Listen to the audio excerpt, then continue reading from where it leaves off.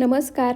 आज आपण citric acid म्हणजे लिंबूसत्व किंवा दही न वापरता सर्व साहित्य मिक्सरच्या भांड्यामध्ये एकत्रच फिरवून घेऊन कुकरमध्ये फक्त 20 मिनिटात तयार होणारा मस्त जाळीदार, खमंग, मऊ लुसलुशीत, अजिबात घशात न अडकणारा ढोकळा बनवते. तर त्यासाठी सर्वात आधी इथे कुकरमध्ये मी 1.5 ग्लास पाणी घेतलं आहे. आता हे पाणी आपल्याला छान उकळवून घ्यायचं आहे. पाणी उकळतंय तोपर्यंत आपण पुढची प्रोसेस करणार आहोत. तर इथे आपण ढोकळा कुकरमध्ये बनवतोय. तर त्यासाठी सर्वात आधी कुकरची शिट्टी काढून घ्यायची. रिंग मी तशीच ठेवली आहे, फक्त शिट्टी काढून घ्यायची. कुकरचं झाकण मी फक्त त्यावरती ठेवणार आहे आणि पाणी उकळवून घेणार आहे. आता पाण्याला उकळी येते तोपर्यंत आपण लगेच पुढची तयारी करून घेऊया. त्यासाठी इथे मी मिक्सरचं भांडं घेतलं आहे. आता या मिक्सरच्या भांड्यामध्ये 1.5 वाटी इथे मी बेसन पीठ स्वच्छ चाळून घेतले, ते काढायचं. त्यानंतर ज्या वाटीने मोजून बेसन पीठ घेतलं होतं त्याच वाटीने मोजून 1 वाटी पाणी घालायचं. लक्षात ठेवा, पाण्याचं प्रमाणसुद्धा इथे मी परफेक्ट सांगितलं आहे, त्यामुळे जास्त पाणी वापरू नका, नाहीतर मग ढोकळा बिघडू शकतो. त्यानंतर यामध्ये नाश्त्याच्या चमच्याने 2 चमचे साखर घालायची. साखर तुमच्या आवडीनुसार तुम्ही कमी जास्त करू शकता. एक छोटा अर्धा चमचा मीठ घालायचं, पाव चमचा हिंग घालायची आणि पाव चमचा या ठिकाणी हळद घालायची आहे. हळद थोडीशी कमीच वापरा, जास्त प्रमाणात वापरू नका. त्यानंतर इथे मी 3 हिरव्या मिरच्या घेतल्या आहेत. हिरवी मिरचीसुद्धा अगदी अशा पद्धतीने तोडून यामध्ये घालायची, म्हणजे अगदी व्यवस्थित बारीक होईल. त्याचप्रमाणे हिरवी मिरचीसुद्धा तुमच्या आवडीप्रमाणे कमी जास्त करू शकता. त्यानंतर आता यामध्ये इथे मी एक अख्ख्या लिंबाचा रस यामध्ये काढून घेतलाय. तो सर्व लिंबाचा रस यामध्ये घालायचा आणि आता हे सर्व साहित्य मिक्सरला फिरवून घ्यायचं. छान असं बॅटर तयार करायचं. लक्षात ठेवा, यामध्ये पाण्याचं प्रमाण थोडंही वाढवू नका. तर इथे पहा, सर्व साहित्य मी मिक्सरला फिरवून घेतलं आहे. परफेक्ट असं बॅटर तयार झालं आहे. बॅटरची तुम्हाला मी कन्सिस्टन्सीसुद्धा दाखवते.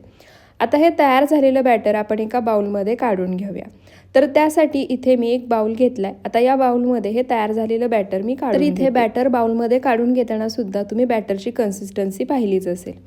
त्यानंतर आता यामध्ये आपल्याला राहिलेलं साहित्य मिक्स करायचं आहे, पण त्याआधी इथे मी एक पातेलं घेतलं आहे. आता या पातेल्याला मी तेलाने ग्रीस करून घेणार आहे, म्हणजे सर्व बाजूनी तेल लावून घेणार आहे. तुम्ही एखादा टीन किंवा कुकरचा डब्बासुद्धा वापरू शकता. तर इथे पहा, अशा पद्धतीने या पातेल्याला मी सर्व बाजूनी तेल लावून घेतलं आहे. तेल लावून घेतलं की ढोकळा पातेल्याला चिटकून राहणार नाही, अगदी सहज मोकळा होईल. आता या बॅटरमध्ये आपण राहिलेलं साहित्य घालूया.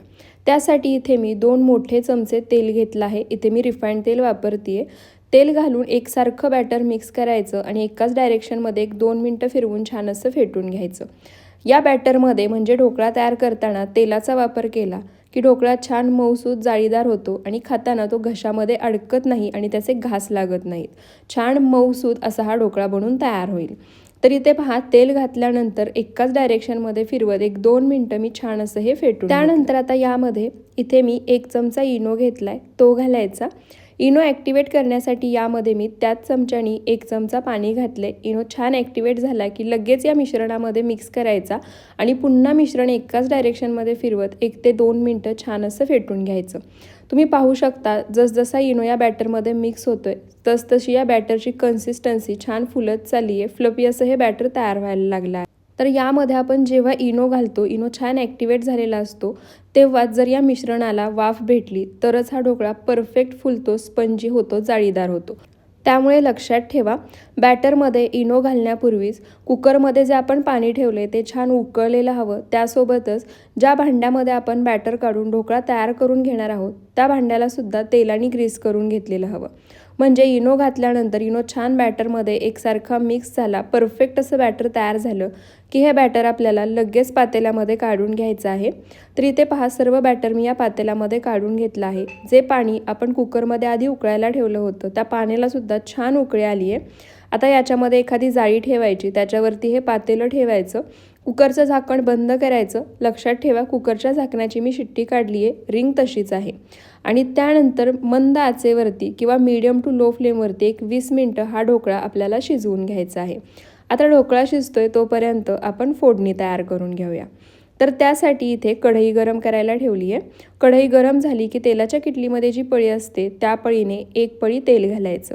तेल छान गरम झालं की अर्धा चमचा मोहरी घालायची. मोहरी छान तडतडली की आता यामध्ये इथे मी 10 ते 12 कढीपत्त्याची पानं घेतली आहेत. कढीपत्ता घालायचा आणि 3 हिरव्या मिरच्या मी अशा पद्धतीने मधून चिरून घेतल्या आहेत. एका मिरचीचे 2 भाग केले आहेत. त्या मिरच्या घालायच्या आणि नाश्त्याच्या चमच्याने यामध्ये 2 चमचे साखर घालायची.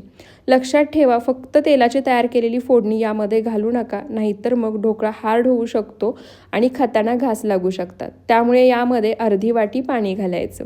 आता पाणी घातल्यानंतर सर्व साहित्य पाण्यासोबत आपण एकदा एकसारखं मिक्स करून घेऊया आणि आता मोठ्या आचेवरती याला एक उकळी काढूया.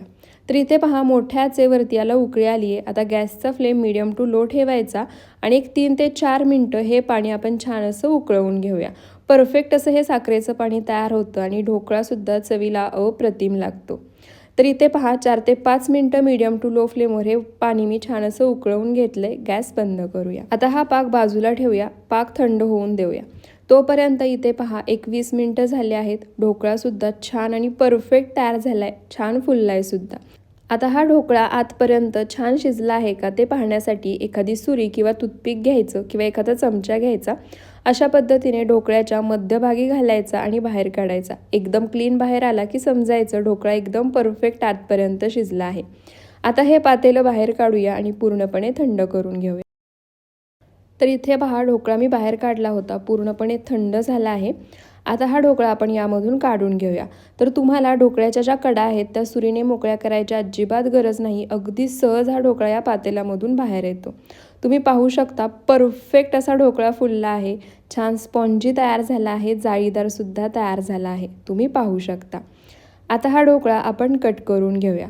तर ढोकळा कट करून घेताना सुद्धा तुम्ही या ठिकाणी पाहू शकता, अजिबात जे ढोकळ्याचं पीठ आहे ते सुरीला चिटकत नाहीये. परफेक्ट असा ढोकळा आतपर्यंत आणि छान शिजला आहे. आता या ठिकाणी तुम्हाला हव्या आहेत तशा आणि तेवढ्या आकारामध्ये तुम्ही हा ढोकळा कट करून घेऊ शकता. तुम्हाला हव्या आहेत तेवढ्या आकाराचे इथे ढोकळ्याचे पीस तयार करू शकता. तर इथे पहा, मी छान चौकोनी आकारामध्ये हा ढोकळा कट करून घेतला आहे. आता जी आपण फोडणी तयार केली आहे ती फोडणी यावर घालायची. त्याआधी तुम्ही इथे पाहू शकता, परफेक्ट स्पॉन्जी, जाळीदार, मऊ लुसलुशीत असा हा ढोकळा बनून तयार झाला आहे. विकत आणता त्याही चवीला मागे सारेल इतका परफेक्ट बनून तयार होतो. आता जी फोडणी आपण तयार केली आहे ती फोडणी यावरती घालूया. तर या ठिकाणी ही तयार केलेली फोडणीसुद्धा तुमच्या आवडीप्रमाणे कमी जास्त घालू शकता. तर मी या ठिकाणी तयार केलेली सर्व फोडणी यावर घातली आहे. परफेक्ट अशी फोडणी या ढोकळ्यामध्ये मुरली आहे सुद्धा. तुम्हाला पुन्हा मी एखादा पीस काढून दाखवते. तुम्ही पाहू शकता, परफेक्ट असा हा ढोकळा तयार झालाय. अगदी बाहेर विकत मिळतो, दिसतोय ना तसा. आणि हा ढोकळा दिसायला जितका भारी दिसतोय ना तेवढाच चवीला अप्रतिम झाला होता. तुम्ही सुद्धा एकदा या पद्धतीने नक्की बनवून पहा.